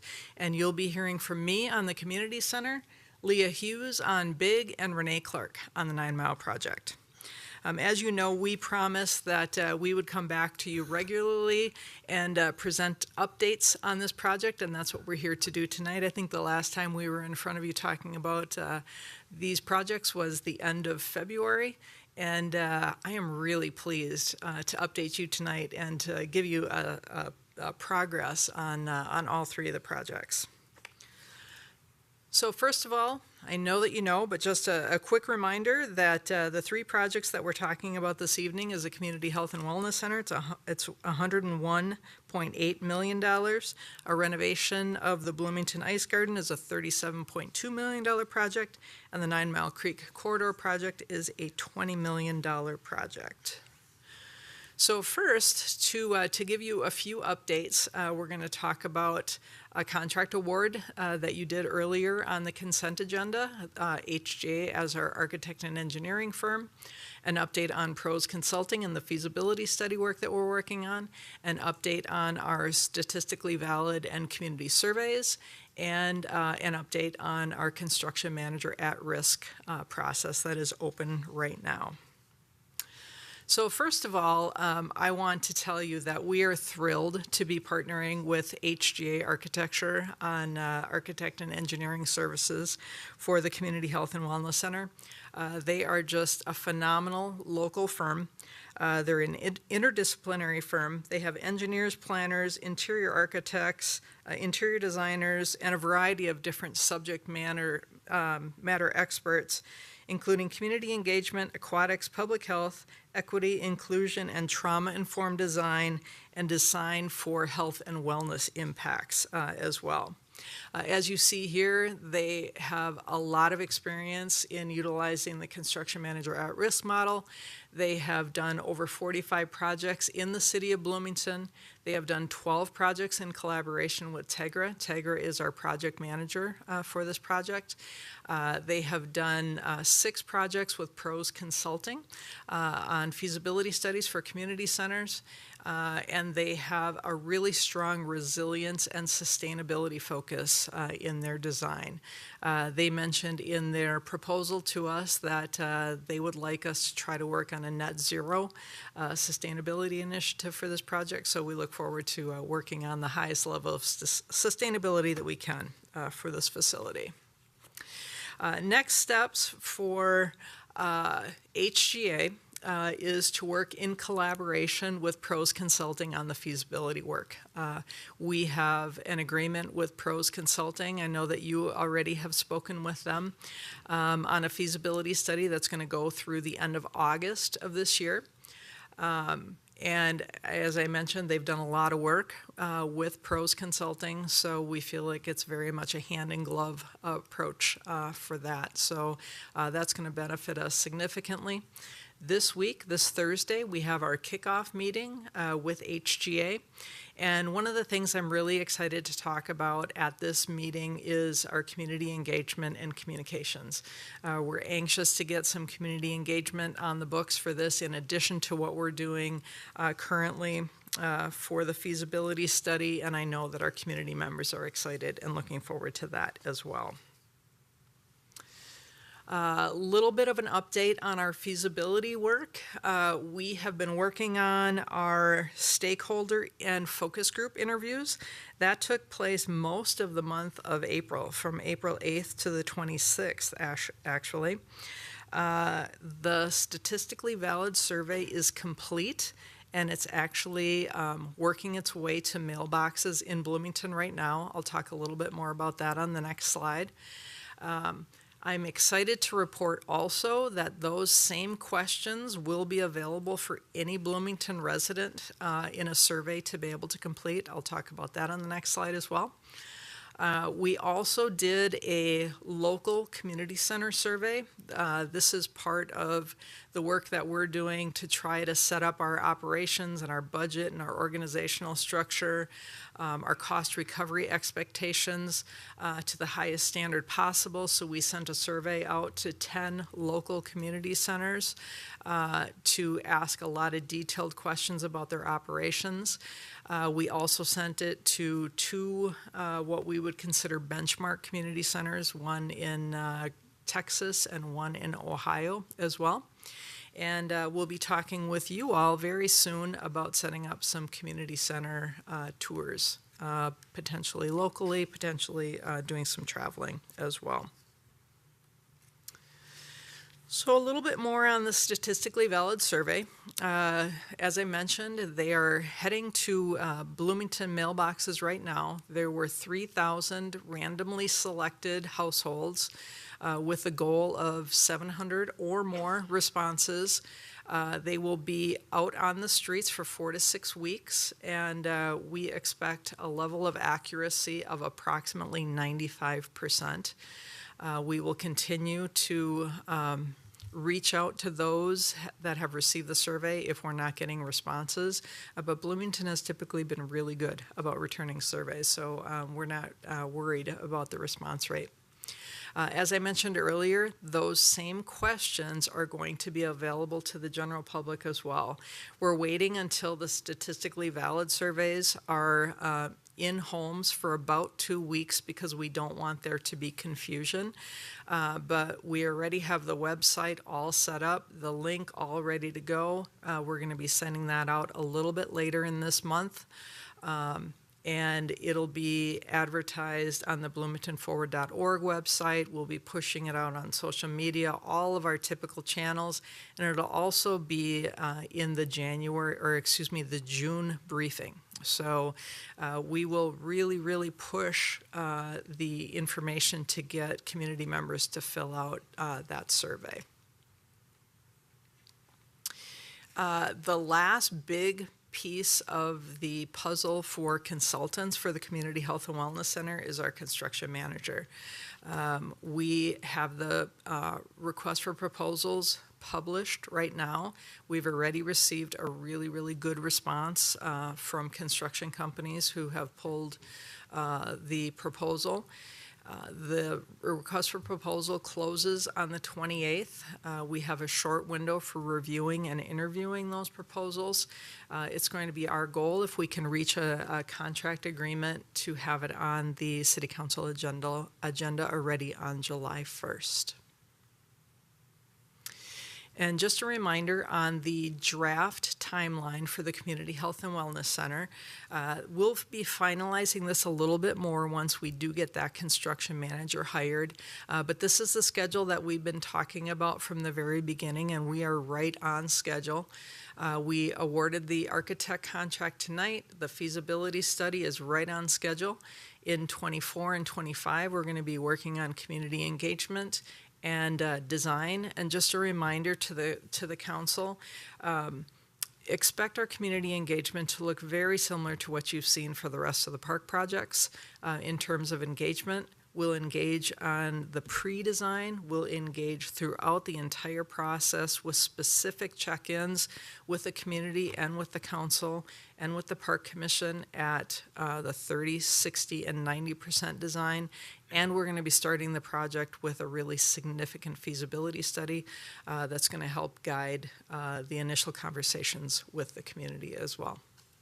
So we hope to finish engagement, design, and have the facility ready to bid at the end of 2025, construction in 25 and 26, and a likely grand opening early in 2027. That's all I have for the community center. Does anyone have any questions? Councilmember Carter, and then Councilmember Lohman. Thank you, Acting Mayor. This is all fantastic and super exciting. I just have one quick question. So you talked about the surveys and then the online survey that'll be opened up after the paper surveys are in the mailboxes. But will this be through Let's Talk Bloomington or a separate website? We will have a link through Let's Talk Bloomington, but it is a separate website that is set up through ETC, which is the company that is administering the statistically valid survey. So Okay. all the surveys are going to go right from that right to them, and they're going to be able to put together all of the information. Okay. One of the reasons I ask is because I know we kind of opened up Let's Talk Bloomington, so one person could respond 10 times to a question, right. which I get some of the benefits of that, but I also don't necessarily agree with it, especially when that feedback is being used for decision making, because I think one person should be able to respond once. And so I would hope that's the case with this ETC website, where somehow they're kind of, I don't want to say monitoring that, but kind of keeping their hands around that so that we don't get one person responding 10, 20, 30 times. That is a great question, Councilmember Carter. Leah, do you know the answer to that question? And if you don't, that's okay. We can get an answer back to the council. I think they can organize it by whatever the email address is that's linked to that. Okay. And they are keeping the two statistically valid survey and the general survey separate, but I believe they can determine if an email address has done the survey more than once, and then we can ask them what they do in that instance. And Okay, get back to you on great. that. Thank you. Thank you. Thanks, Leah. Councilmember Lohman. Thank you, Acting Mayor. So one item I want to just bring up right away that I'm concerned about is the fact that we have a pool that's over at Valley View. And I just want to be sure if we do place some type of pool in this particular item here, I'm just concerned about, trying to balance that out in terms of what that looks like. And I know this is earlier on in the process, but I just have deep concerns about making that work with the budget. And I just want to be sure that we are looking at that. I know it was one of the reasons why we were looking at trying to have a different location for the community center. So that's one issue, and I'm not necessarily looking for a comment now. I don't know how that necessarily relates to this, but other than when we look at how the uses are with the building. And then another concern that I want to bring forward at this point in time, and again, I don't know, if there's a way to, get this out in the process, but we have many users that utilize this, and we're looking to add additional users. So we've got the original, well, I'll put it this way, we have a large group of folks, and I know I'm talking to somebody who knows this already. So, but I had the opportunity to come to the volunteer fair, and some folks were really, talking in my ear, and I wanted to be sure that I brought this up as soon as possible. But we have seniors that are utilizing that space now, and there are uses that they're utilizing there. I'm hoping we can find a way to make that work across the city. And maybe we have different places where these uses would be. We have the health, those folks using this new wellness and health center users that are going to be there, and then we have those other users that we're looking to kind of increase. They're already there in the center, but we want to increase that. And there's this balance between profitability and investing in those values and those programs that are out there that make our community part of this welcoming community and part of our mission statement. So just trying to figure out where that balance kind of lies, and that kind of goes back to that first question about the pool. And so I'm just hoping that we can be kind of clear about that and have a conversation with that. I don't know how you do that. It's really complex, but you guys make the big bucks, so I hope that you guys can figure that out better than me. Thanks. Thank you very much. Council, any other questions, comments for Councilmember Nelson? Yeah, thank you, Mayor. Just two quick items. And I don't think this is intentional, but it seems very building focused, and I just want to make sure that the design process also includes outdoor amenities. When we did the task force with regards to the community center a decade ago, 15 years ago, I don't remember what it was, a long time ago, three of five or so recommendations all included outdoor amenities. So I just want to make sure that was included within the design scope of that. And then I'd remiss if I didn't take the opportunity to say, if we can, to the extent possible, look at alternative revenue sources to support both the capital as well as operational costs of the project. Thank you very much, Councilmember Nelson, members of the council. Just to answer your first question, yes, outdoor space is very important to us as well. We're definitely going to have to balance a large facility, including public health and parking, but outdoor amenities is really important, I think, to the overall facility. Thank you for that comment. Well, I just want to say I'm very excited about this. I think this is a great opportunity for us to bring generations together, and one of the first real areas in town that will do that. And so I'm looking forward to seeing seniors and young families come together to share just that wisdom and excitement and bring that energy together. So I'm very much looking forward to it. Councilman Rivas. Acting Mayor, I just have a quick question in regards to the parking space. I know that it's not going to be any space in there, and I'm assuming that you already have plans on something happening in the future, in the near future, I should say.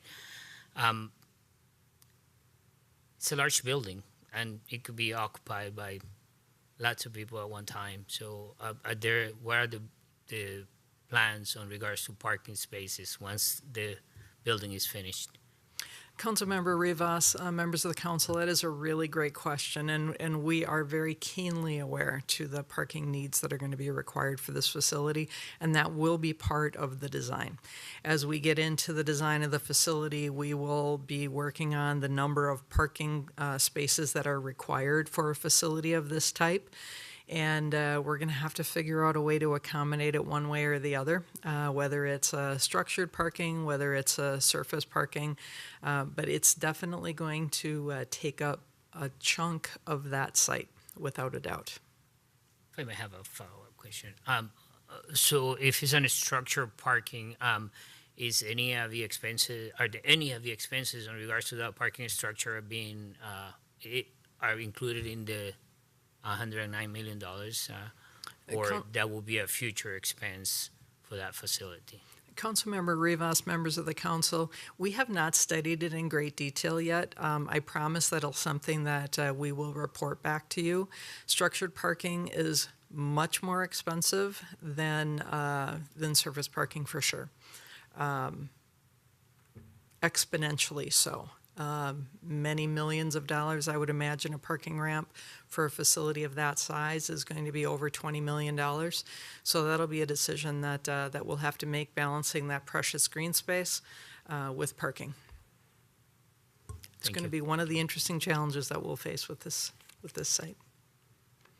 Thank you. All right, I'm going to pass it off to Leah Hughes. Good evening, council members. Acting Mayor Mua. I'm going to speak just briefly on the Bloomington Ice Garden and the updates for that. I just have a few slides. So just to start, we have completed the schematic design phase. And so what we've done is we received their design report from JLG last week. So the next steps is to receive a schematic design pricing from RJM, and we expect to receive that on May 21st. Once we have the design pricing and the schematic design, the next step will be to align the design with that pricing to see how it meets the budget. From there, we'll make decisions on design and what we can afford to do through the prioritization that we have set forth with that project. Once we have the design budget and alignment, we'll start the design development phase. And that just means basically that's the interim checkpoint between schematic design and then the construction document phase. So it's really where we refine those architectural drawings. On April 29th, council approved through consent agenda the Bloomington Ice Garden refrigeration equipment and dasher boards procurement. Those were the long lead time purchases that we need to make in order to get that equipment by the time construction will start. So next steps on the refrigeration equipment, there needs to be a room expansion that will happen at the Ice Garden to house the new system. Construction on that is estimated to start in fall 2024 with the bids for that work going out in mid-June. In addition, right now we are currently looking at sustainability options for the Bloomington Ice Garden, including geothermal research right now, and then also investigating solar and how we can incorporate that into the building.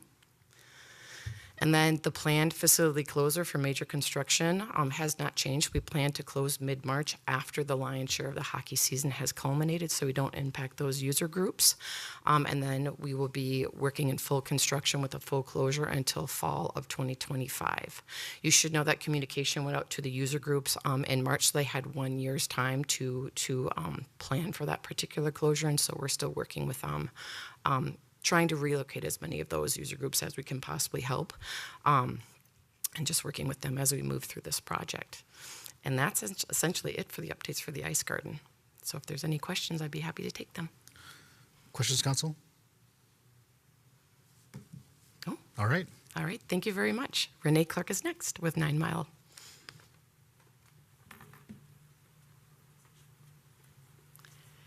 Mayor, members of council, the 9 Mile Creek Corridor Renewal Project update.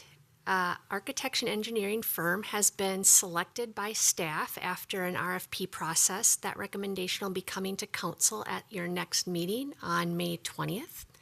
On May 21st, we have our first community engagement event scheduled. That's at Moyer Park in the picnic shelter from 4 to 6. Also note that the Let's Talk Bloomington site is up right now for people to add their stories and memories about experiences in Moyer and Central Park. And tonight we discussed earlier a memorandum of understanding with the 9 Mile Creek Watershed District and how we will collaborate as agencies on the project. The first step here after we get the consultant engineers on board is what we've called an environmental assessment. In addition to looking at the stream, how water works, how much water, how high it gets, what's going to happen to flows in the future, we'll look at the uplands and the wetlands and those conditions. We'll look at conditions of the trails, bridges.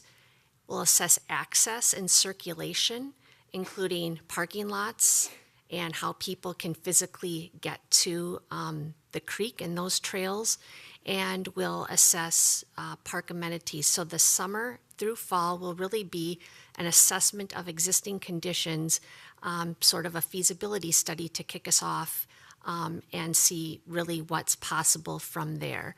We don't have a real project schedule yet. That will be set once we have the architects and engineering firm on board, but it'll include a process with checkpoints at 30, 60, 90, and a more specific plan for community engagement after this event on the 21st, where we'll be in the community, as well as doing online engagement throughout the projects, but that schedule will be set once we have our team on board. I will note that the architect and engineering team will be at the engagement event on the 21st.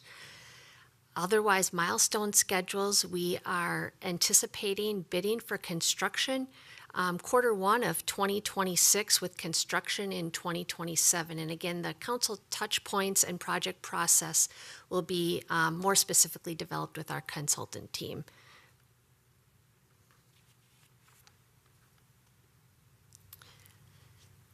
Overall, project updates for all three of the projects you heard about tonight are on the bloomingtonforward.org website.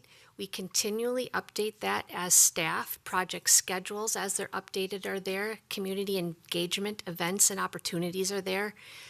E-subscribe and the community survey that Director Cattray talked about earlier will be posted on the bloomingtonforward.org site when that's available, and it sounds like about a few weeks. So that's the end of the update for the 9 Mile Creek, and I can take any questions there. Council questions? Councilmember Lohman. Thank you, Acting Mayor Mua. So one of the questions I do have with this particular project is with respect to those bridges that are there. I'm curious about, what was the lifespan when we built those bridges? How long did we expect those bridges to last in the community in that particular location? So I'm real interested in terms of that. And I don't necessarily need an answer tonight. We can talk about these things later on. I just want to throw the questions out. We can take them offline. And then, there were a number of those items that we put forth with respect to the memorandum of understanding, and it's also part of the project details. And what I'm curious about is in terms of the relationship of restoration of that entire area in terms of the money we plan on spending with that versus the recreational uses. And I wanted to kind of understand, kind of where does staff kind of see that? And again, that's a kind of a vague, abstract kind of thing, when you get down to the devil's in the details. But I kind of want to get a better understanding of kind of what is in the mindset of staff in terms of what, as we look at this, what kind of makes sense. Because my understanding is the reason why I supported looking at this area was really to try to restore that natural area that's down there. And then my next question, once you kind of get that done, is how much is it going to cost us to sustain that over over a long period of time? And that may then cause us to shift that balance one way or the other in terms of, because I would imagine more recreational uses maybe we may need to put less money or dollars, of course that's my assumption, into maintaining those over time. So those are kind of if that makes sense, but that's what I'm trying to, in my mind, figure out as we work through this project, what kind of makes sense and what's that balance that we're looking to try to do with that. Mayor, Councilmember Lohman, members of council, those are really excellent questions and questions that we really will answer during the design process. I think that will be when those will be flushed out, and we will bring those kind of questions and opportunities and considerations to council as we start the design process, particularly after we get through some of these assessments and understanding of existing conditions this summer. Thank you, and I know there's a couple people in my district that are just a little bit interested in this, tiny bit. Any other questions, council? All right. Hearing none, thank you, Ms. Clark. Thank you, the whole team, for bringing this up to us. It's really exciting to see everything that's going on and the investment we have going into the community. All right, that brings us to our final item, 5.2, City Council Policy Issues and Updates. Tonight, at our listening session, we had 3 speakers at our listening session, with one person being a new speaker, so 33%, as the mayor would like to throw out there. We had Ms. Sally Ness come to us, chatting about some parking issues at Dar el Farouk, as well as some lighting issues within the parking lot there at Dar el Farouk. We had Mr. Brian Wolf come back to address some recent comments made regarding the 9 Mile Creek restoration project. And then we had Mr. Sean Kolka come to talk to us about some of the noise and volume that's coming out of the car wash at 200 West 98th Street there. I have no other updates. Council, any? Councilmember Rivas and then Councilmember Lohman.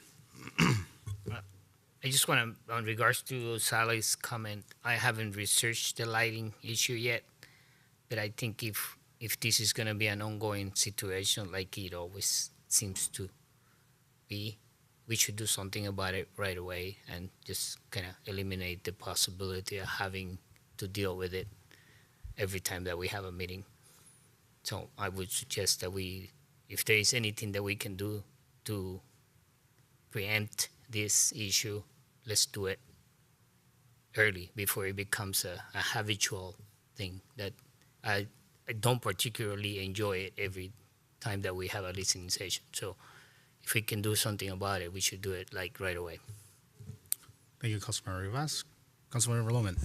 I just had a few items here I wanted to just cover real quick. One, I wanted to just mention that over the weekend, residents and students got together and helped plant some trees over at Kennedy High School. I didn't get a chance to make it over there. I was on parental duty to the max over the weekend, but wanted to just point out that the local Rotary Club helped to get over 100 different tree seedlings to be planted both at Jefferson and Kennedy and other schools, and wanted to just thank those folks for their work that they did in the community and wanted to recognize that.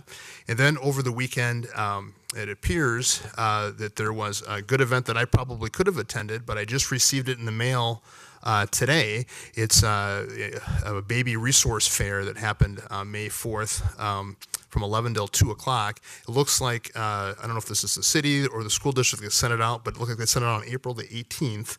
And I didn't get it until today, which I don't know if other folks are running into those issues at all with mail, but wanted to just bring that forward. And then the other item that I did ask the city acting city manager to look into is I had a phone call that I'd received with respect to that we would there'd be some charge going forward about the Sun Current. Now I don't know if that is indeed happening, and so I know she's going to look into that and do some research and get back to me about that. But I'd like to know about that.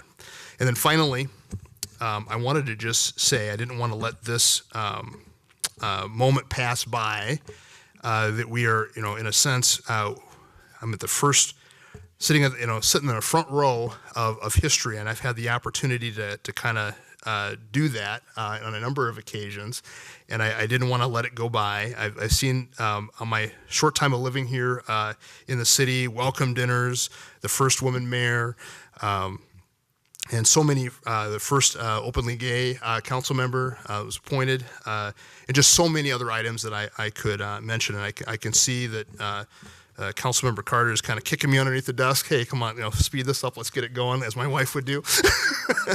And just say that this is a historic moment to have Councilmember Mua and Assistant City Manager Elizabeth Solzman to be in those roles tonight. And I just, when I grew up here in the city, the largest minority group was Asian Americans. And so I'm just excited to see this evening, and I didn't want to let this moment pass by without acknowledging it. So thank you for your service to the city, and I look forward to so many other firsts that the city has offered over the years. So. Well, thank you, Councilmember Lohman. It's exciting to me, and it's a privilege to me to be serving the residents of Bloomington. It's not something I take lightly, and I'm glad to be here to provide my insight and my thought and to help continue moving our city forward. So thank you so much for that. Then I'll turn it over to Ms. Tolzman. Any updates from the city manager side? Thank you. I just want to echo the gratitude of acknowledgement as well. Representation does matter, and couldn't have done it without our acting mayor sitting next to me. I just have one brief update. Just a reminder, Councilmember Baruigi will be back on Wednesday this week. I will be presiding over the May 20th City Council meeting as well. So just a reminder, if you have any inquiries or questions, to make sure you include me and copy on it, so I could work with leaders and staff to get answers back to you promptly. Thank you. That's all I have. Thank you. Council, anything else? If not, I would look for a motion to adjourn. Motion by Councilmember Carter, seconded by Councilmember Rivas. All those in favor, please signify by saying aye. Aye. Opposed? Motion passes 5-0, and we are adjourned. Thank you so much to everyone who stuck it out tonight and everyone watching online. Have a great rest of your night.